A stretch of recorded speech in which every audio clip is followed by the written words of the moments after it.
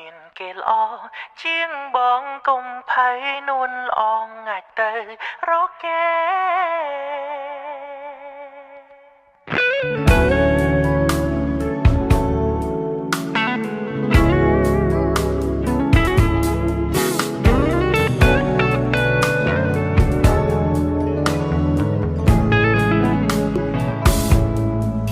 ស្គាល់អូន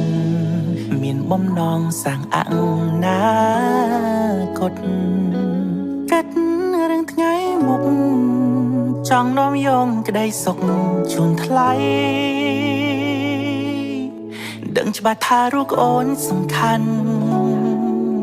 តែប្រាក់ខែប៉ុនបងមិនសមចរណៃបើជួបទុកភ័យ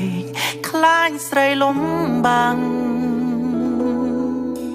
ថាបងធ្វើមិនត្រូវថែមទាំងកុំសាំងតងว่าคงจังមិនអាចផ្គុំតម្រូវការស្រីចង់ហ៊ានបោះតែមុខសែនយិតក៏ដែលនៅឆ្ងាយពេកដៃមានចិត្តភាំងក្តី